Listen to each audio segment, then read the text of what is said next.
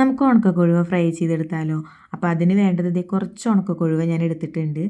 അപ്പോൾ അതിന് തലയൊക്കെ ഉണ്ടല്ലോ, അതൊക്കെ നമ്മൾ കട്ട് ചെയ്ത് മാറ്റി വെച്ചതിന് ശേഷം നന്നായി കഴുകിയെടുത്തു കേട്ടോ.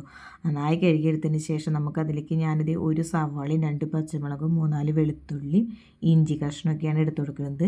പിന്നെ നമ്മുടെ കൊഴുവേനെ ഞാനിത് നല്ലോണം മുളകൊക്കെ മസാലയൊക്കെ പുരട്ടി വെച്ചിട്ടുണ്ട്. അതിനുശേഷം ഞാനിത് പാനിലേക്ക് കുറച്ച് വേപ്പിലെടുത്തിട്ട് ഫ്രൈ ചെയ്ത് മാറ്റി വയ്ക്കുന്നുണ്ട് കേട്ടോ, ഒന്ന് അലങ്കരിക്കാൻ വേണ്ടിയിട്ടാണ്. അപ്പോൾ ഇത് നമ്മുടെ ഉണക്ക കൊഴുവനെ ഫ്രൈ ചെയ്തൊക്കെ മാറ്റിയതിന് ശേഷം ആ പാനിലേക്ക് തന്നെയാണ് ഞാൻ അരിഞ്ഞു വെച്ചിട്ടുള്ളതൊക്കെ ചേർക്കുന്നത്. അപ്പോൾ അതിൻ്റെ കൂടെ ഇത് കുറച്ച് കാശ്മീരി മുളക് പൊടിയൊക്കെ ഇടുന്നുണ്ട്, കൂടെ നമ്മുടെ പെരുംജീരകത്തിൻ്റെ പൊടിയും.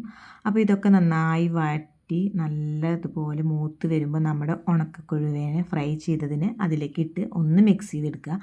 അപ്പോൾ നല്ല അടിപൊളി ടേസ്റ്റാണ്. ആദ്യമായിട്ടാണ് ഞാനും ഉണ്ടാക്കി നോക്കിയത്. അപ്പോൾ നമ്മുടെ നല്ല സൂപ്പറാണ്, നിങ്ങൾ ഉണ്ടാക്കി നോക്കണം. വീഡിയോ ഇത്രയേ ഉള്ളൂ. ടാറ്റാ.